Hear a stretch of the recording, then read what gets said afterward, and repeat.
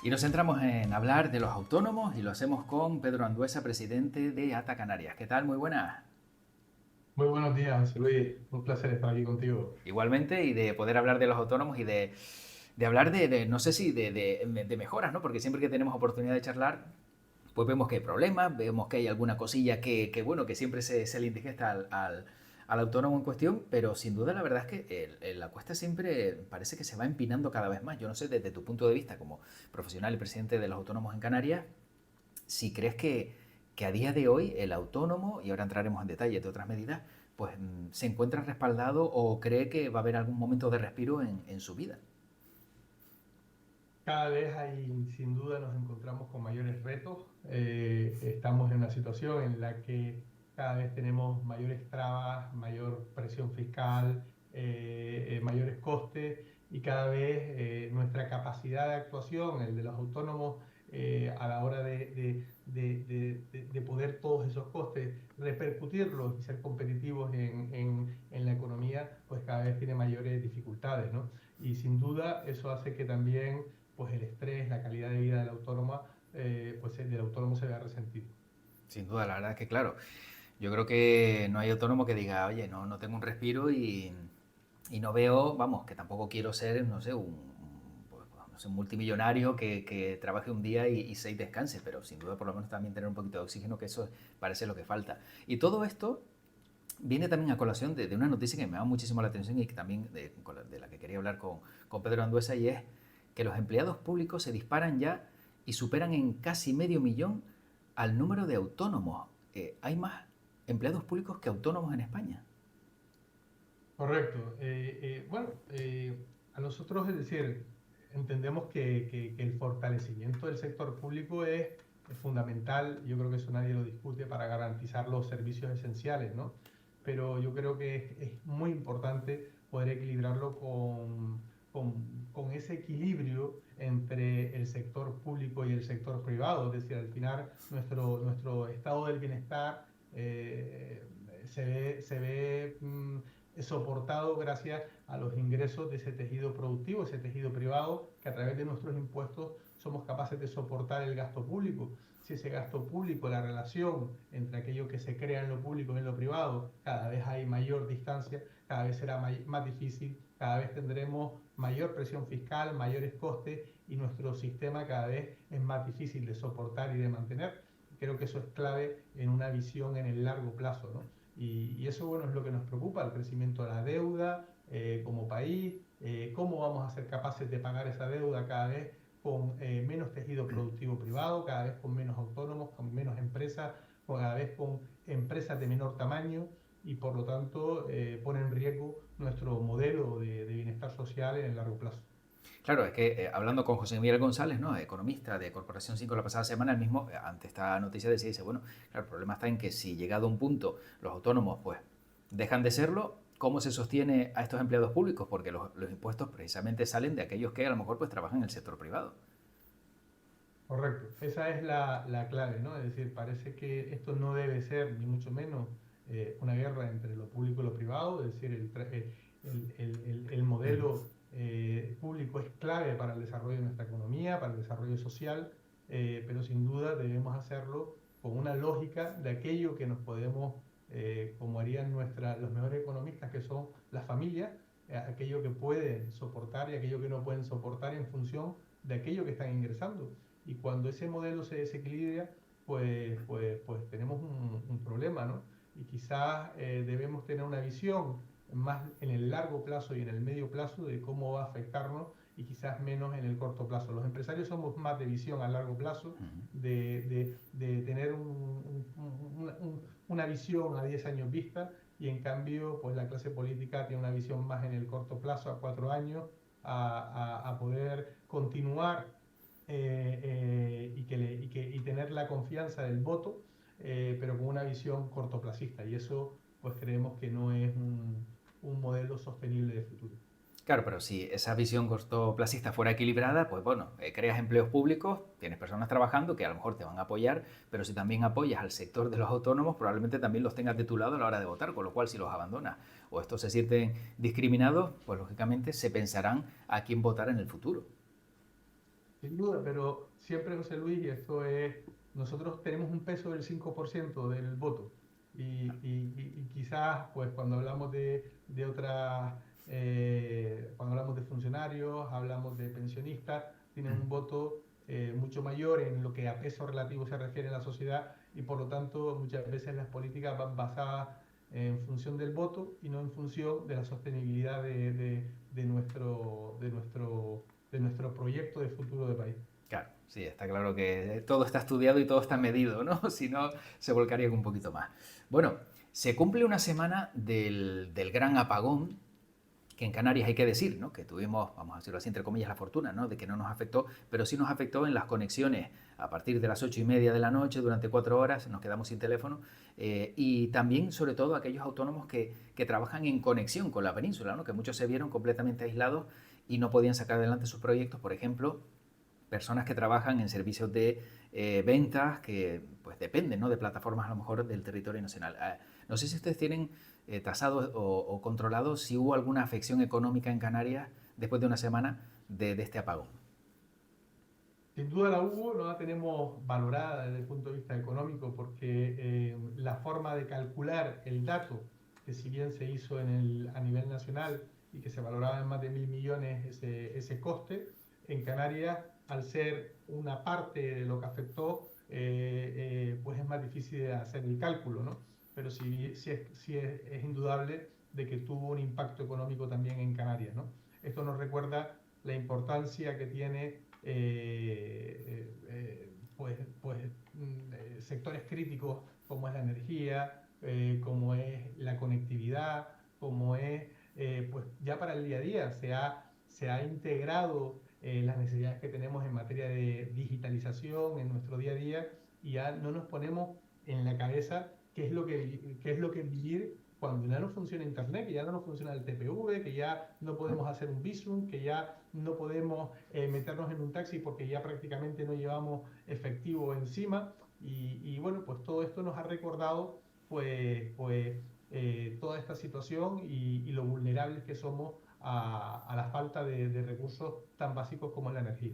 Sí, sí, sin duda la verdad es que claro, todo esto dispara las alarmas porque precisamente muchos se vieron pues completamente, vamos a decirlo así, ¿no? Vendidos, ¿no? O sea, no tengo dinero y cómo compro, ¿no? Si realmente siempre tiro de tarjeta o incluso ya pago con el móvil o con el relojito, o sea que ya a día de hoy, como dices tú, siempre tener aunque sea algún billetito, por pequeño que sea en la cartera, que cuando te acuerdes dices, mira, todavía está por aquí y usarlo, porque es que todo eso al final, bueno, en un futuro nunca se sabe lo que puede pasar, ¿no? Y viendo que esto ha ocurrido, pues a saber si volverá a ocurrir. Pero todo esto, Bueno, y sí, hemos vivido en Canarias al margen de ese cero energético, hemos sí, vivido otros ceros energéticos en las islas, ¿no? Estamos en un riesgo, en una emergencia energética en Canarias, que además pone el foco del riesgo que supone. Ha tenido mucha más repercusión, evidentemente, porque ha sido en todo el territorio, pero lo hemos vivido en Tenerife, cero energético, con el turismo, con la importancia que supone la energía para el turismo en los hoteles y el impacto que eso podría tener en nuestro principal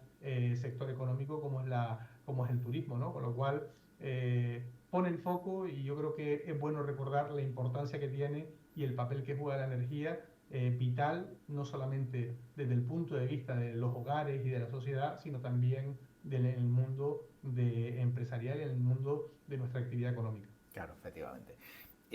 No sé si desde los autónomos de Canarias proponen precisamente a todos aquellos que tienen su pequeña y mediana empresa, a aquellos que tienen, pues no sé, un negocio muy chico, tener un kit de supervivencia también en el mismo negocio, o no sé si eres pues un conductor, también tener un pequeño kit de supervivencia de este tipo, de tener también a lo mejor algunos elementos que sean importantes de cara al futuro. Bueno, ya es una recomendación que hizo la propia Comisión Europea, ¿no? De ese kit de supervivencia que todos nos tomamos a broma, ¿no? Y que nos recordaban a tiempos pasados y lo tomábamos un poco de aquella manera, ¿no? Y bueno, pues este tipo de situaciones nos recuerda de que sí tenemos que tener una capacidad para poder subsistir en caso de una situación, pues, adversa, ¿no? Que no nos esperamos, ¿no? Y no hablamos solamente desde el punto de vista de alimentación, comidas, latas, sino hablamos de cosas tan básicas como tener una radio con antena y que no dependa de la conectividad o que no dependa de la luz eléctrica o tener un pequeño motorcito si tenemos un negocio o un sistema de alimentación ininterrumpida si nuestro negocio debe ser crítico y debemos mantenerlo y tener una continuidad en caso de un error, ¿no? Vimos cómo hospitales, como aeropuertos funcionaron de una manera normal gracias a que primero la parada de la energía al final se recuperó relativamente pronto, en menos de un día, pero es cierto que siguieron funcionando los sistemas más críticos gracias a esos sistemas de alimentación ininterrumpida y bueno, y creo que eso es también un aprendizaje para el futuro, para todos los negocios que deben y quieren tener una continuidad de negocio en situaciones críticas. Sí, sin duda. La verdad que incluso hay pequeñas UPS, ¿no? Unidades de sistema de potencia que si tienes el ordenador y tienes que guardar algún archivo, se te va la luz, te quedas mirando pues al cielo, ¿no? Y dices, bueno, por lo menos con esa unidad creo que tienes como 20 minutos o algo así de energía Correcto. que por lo menos te permite guardar cosas que dices, oye, no me he visto que se me ha caído el ordenador y me quedo Correcto. sin toda esa información. Pedro, también estamos en momento de la renta y claro, los autónomos pues siempre nos vemos en esa situación de qué pongo, qué quito, qué me cuenta, qué no me cuenta. Y yo no sé si gastos de atención a clientes, no sé, transporte en vehículos, incluso a lo mejor pues la luz de casa, cuando trabajas desde casa, ¿te sirve? ¿Hay alguna clave para saber qué puede incluir un autónomo en la renta y qué no? Bueno, sin duda nos podemos deducir todos aquellos costes que tienen que ver y tienen relación directa con nuestra actividad. Nosotros siempre recomendamos el papel clave que juegan los asesores fiscales, los asesores contables de cara al asesoramiento a los autónomos, ¿vale? En esta materia. ¿Por qué? Porque son ellos los que viven el día a día de la realidad que pide la inspección fiscal. Tenemos más de 1 millón de hojas en nuestro boletín oficial de España que salen cada año y dice nuestro presidente Lorenzo Amor que si pusiésemos una hoja una detrás de otra de aquí en el océano de nuestro BOE hasta el territorio seríamos capaces de caminar sin pisar el mar, ¿no?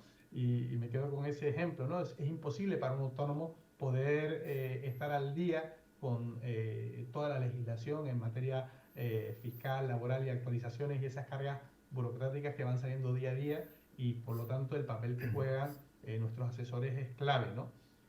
Si bien es cierto eso, es cierto que podemos deducirnos gastos tales como comida, tales como viajes, material publicitario o de marketing para nuestros clientes, pero es clave también cumplir con una serie de características. Tenemos que tener unas pruebas documentales de ello, tenemos que tener una trazabilidad del gasto, la factura en nuestro registro contable, tenemos que, si es posible, tener una prueba documental del evento, del acto que hemos realizado. No podemos, pues al final, salir de viaje, ir con un cliente, invitarlo y que no tenga una relación directa con el negocio o con la actividad económica. Y por lo tanto, yo creo que es clave que para esos asesoramientos siempre contar con un profesional. Claro. Todo esto además tenemos que tener en cuenta que la inspección fiscal, en caso de una inspección, existe pues, un criterio propio y por lo tanto es importante de que, como decíamos, que esa visión que tiene el día a día el asesor fiscal y que trata muchas inspecciones fiscales nos puede ayudar para que pues no tener ningún susto que cuando se nos acerca la inspección o tengamos una inspección nos podamos preocupar de más sin necesidad. Claro, sobre todo eso, ¿no? Que cuando venga una inspección no nos llevemos la sorpresa por a lo mejor algún error que hemos cometido, por lo que yo creo que es bastante acertada, ¿no? Tu asesoramiento también precisamente de trabajar con profesionales que sepan, ¿no? Precisamente cómo está todo, porque es que se te puede escapar algo y luego verte bueno, en un problema. El día a día, José Luis, del autónomo no nos da mucho tiempo como para Exacto. poder ponernos a investigar, a pensar, a ver cómo es el modelo y además con la dificultad que en muchos casos, pues todo lo que tiene que ver con la legislación no es sencillo de entender, no es sencillo de leer, no es sencillo de transcribir a nuestro idioma del día a día y por lo tanto para eso siempre es mucho más recomendable hacerlo con profesionales que nos van a ahorrar tiempo, malas experiencias y por lo tanto al final mejora esa productividad en nuestro día a día. Exactamente. Por cierto, la factura electrónica. También los autónomos, mucha preocupación con la factura electrónica, porque si no me equivoco, creo que será a partir de mitad de año cuando ya empiecen ya, digamos, un poquito a ponerla en marcha y que será obligatoria ya en 2026. Correcto, tenemos la obligación de esa digitalización obligada por parte del autónomo, donde además todavía pues es el sector o es el tejido menos digitalizado. Tenemos que tener en cuenta de que pues alrededor de un 35% de los autónomos tienen una página web, con lo cual tenemos que tenemos un reto a la hora de abordar ese cambio, ese modelo, pues con formación, con paciencia también por parte de la administración para formar y poder transformar todo ese modelo hacia un modelo mucho más digital, pero todavía donde el autónomo le faltan no solamente conocimientos, sino también herramientas. Y por lo tanto tenemos que trabajar pues, para que este cambio sea un cambio que no suponga una nueva piedra en el camino para esos autónomos, que en muchos casos tenemos un tejido productivo autónomo con edades, personas que están alrededor de 60 o a punto de jubilarse y que les cuesta mucho más ese acceso a la digitalización. Esas personas tendrán que echar mano de asesoría. Las asesorías también podrán, digamos, facturar por ello, porque claro, hay muchas personas, y ya algunos me lo han comunicado, que no tienen ni idea de un sistema como este y que se van a ver pues inmersos vamos, en un bucle del que no van a saber salir. Sin duda, tendrán que apoyarse en muchos casos en la asesoría, tendrán en muchos casos que formar o que incluso apoyarse en alguien del negocio que pueda llevar esta situación, pero son nuevos costes, suponen nuevas trabas, y esto dificulta al final pues la acción del autónomo, ¿no? Es decir, la actividad. Hablamos de que cuando hablamos de nuestro tejido productivo, a mí me gusta siempre poner el mapa de cómo está repartido, ¿no? Tenemos del 100% de los autónomos de nuestra región, el 90% tiene menos de 9 empleados, pero es que el 85% tiene menos de 2 empleados.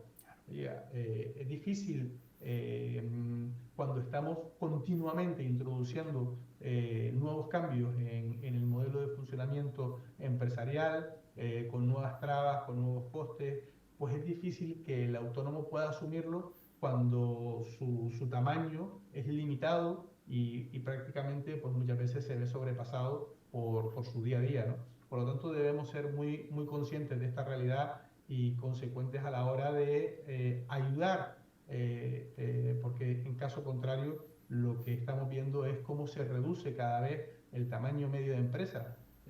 Vemos como los autónomos empleadores cada vez son menos, cada vez tienen menos capacidades y son los más vulnerables en estos cambios. Claro, y a todo esto, precisamente hablando de cambios, ¿cómo va a afectar en Canarias la reducción de la jornada laboral a 37 horas y media, que también estaba previsto que se aprobara en Consejo de Ministros el pasado martes y que con toda probabilidad pues ya veamos que empieza a caminar esta semana? A la espera de que Bueno, haya trámite parlamentario, pero por lo menos que lo aprueben. sin duda, yo creo que todos defendemos, José Luis, una conciliación, ¿no? Realista, pero también lo que tú decías antes, ¿no? También para los autónomos que ya muchas veces trabajan más de 50 horas semanales sin red de seguridad. Creemos que las reformas deben hacerse con diálogo, con una visión de conjunto y no con imposiciones unilaterales, ¿no? No tenemos una estructura que nos permite los autónomos repercutir esa carga como una gran empresa, ¿no? Si no hay recursos y incentivos para contratar, al final quien paga el precio de esas medidas es el propio autónomo, que va a tener que alargar su jornada laboral, asumir más presión y en consecuencia al final ver perjudicada su calidad de vida. Estamos en un momento que debemos apostar por la flexibilidad y la innovación, y esta medida creemos que va justo en la dirección contraria. Por lo tanto, pensemos en esa peluquería, en esa panadería, con 2 empleados, donde esta reducción de jornada no pueden permitirse la contratación de nuevo personal y al final pues esos costes, al final ese incremento, ese cambio va a repercutir en el consumidor, que va a costarle más caro el acceso al producto o servicio, y va a perjudicar en la calidad de vida al final de aquel que va a tener que asumir esa apertura, ¿no? Ese negocio que no va a cerrar media hora antes, sino que al final lo va a tener que asumir el autónomo.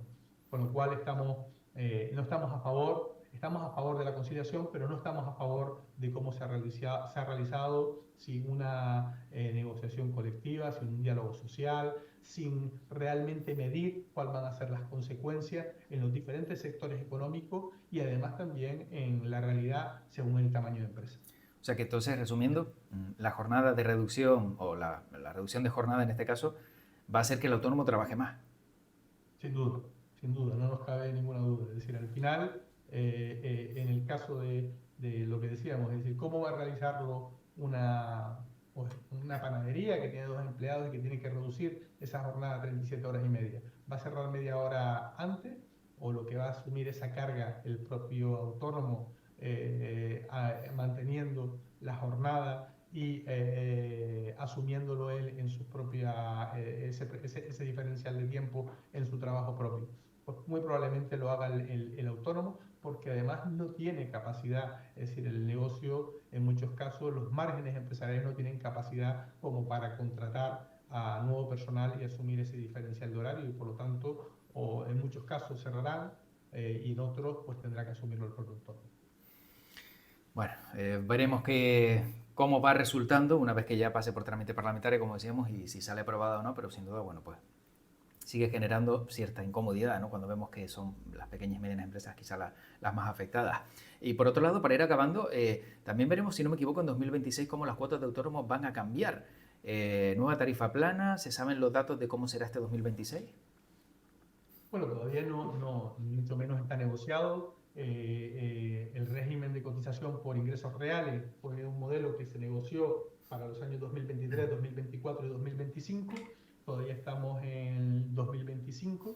No se han sentado a negociar esos cambios todavía y desde nuestra posición, si bien es cierto de que el nuevo modelo de cotización ha sido positivo para el 70% de los autónomos, 7 de cada 10 autónomos han pagado lo mismo que pagaban antes o menos, si bien es cierto que todavía la agilidad del propio modelo todavía no es ágil. Es decir, vemos cómo aquellos autónomos que no han cotizado en función de sus ingresos, pues porque en muchos casos no tenían el conocimiento de cuánto iban a ingresar, cuánto iban a hacer sus ingresos reales, y cómo estamos viendo que están regularizando en el 2025 ejercicios del 2023. Debemos agilizar ese modelo.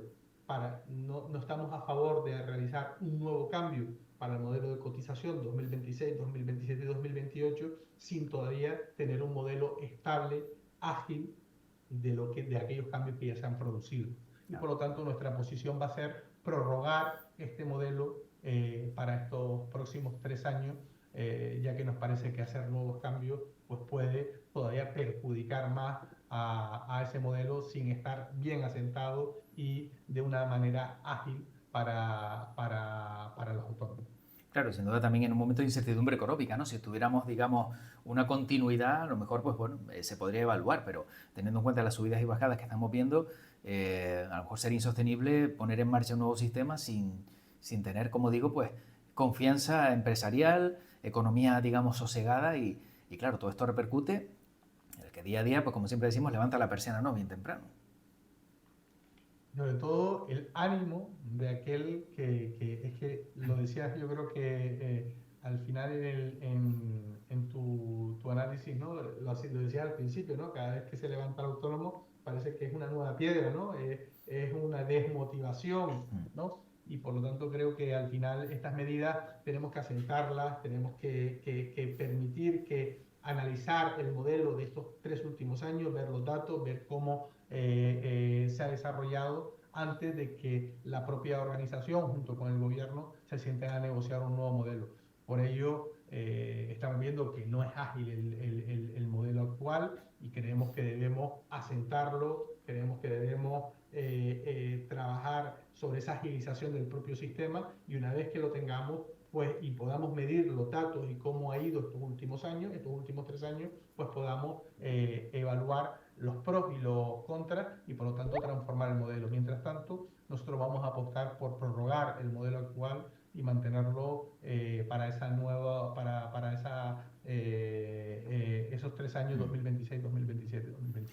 Bueno, el próximo semestre lo tendremos ya a la vuelta de la esquina, junio.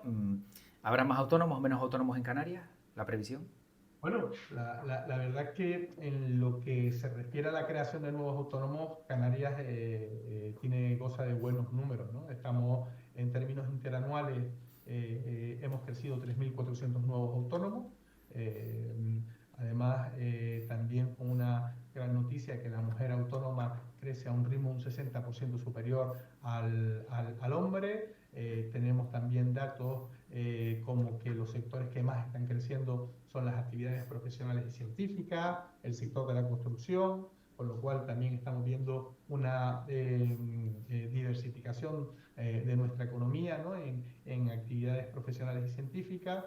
Estamos viendo también, si bien es cierto que un reto que nos preocupa es el del sector comercio, donde estamos viendo la destrucción de 340 autónomos en términos interanuales, y al final el sector comercio no solamente es el número del autónomo, sino es la vida de nuestras ciudades, ¿no? Es decir, los comercios son lo que nos da vida a las ciudades, y como dice también nuestro presidente Lorenzo Amor, un pueblo muere cuando muere la luz verde de la farmacia, ¿no? Y por lo tanto es importante también trabajar sobre medidas que puedan ayudar al sector comercio. Es cierto que tenemos retos como es la conciliación del autónomo, hasta hace un momento lo hablábamos, es decir, todas estas situaciones de la reducción de jornada, lo que genera también un problema en la conciliación de la vida familiar de los autónomos, y eso lo vemos también, pues, por ejemplo, con las mujeres que tras un proceso de embarazo, pues en muchos casos es muy difícil mantener la actividad como autónoma, y por lo tanto ahí tenemos retos importantes que abordar. Y también en la consolidación y el crecimiento de los negocios, ¿no? Es decir, vemos muchos autónomos que se crean, pero después es cierto que nos preocupa una alta mortandad empresarial. El 50% de los negocios duran alrededor de 3 años, y cada vez todas esas trabas burocráticas e incrementos de coste hacen cada vez más difícil el crecimiento del autónomo. Aquellos autónomos que quieren crecer, que quieren consolidarse, convertirse en una pequeña, una mediana empresa, pues estamos viendo cómo las medidas cada vez dificultan más esos retos.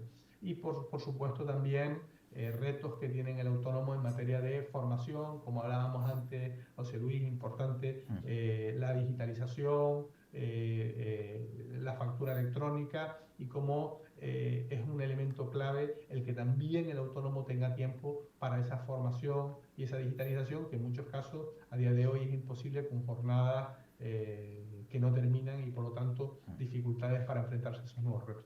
Sí, sin duda, la verdad que son jornadas eternas. Pedro, para quien no lo sepa, ¿a qué hora se levanta un autónomo y a qué hora se cuesta? Mira, tenemos un observatorio de autónomo a nivel nacional que decía de que en muchos casos hay más de un 30% de los autónomos que no son capaces de coger vacaciones, ¿vale? ¿Por qué? Pues porque no se los permite el negocio. Nos encontramos con jornadas de 50 horas semanales, y bueno, pues al final en muchos casos no es con el objetivo de ganar más dinero, sino de supervivencia del negocio.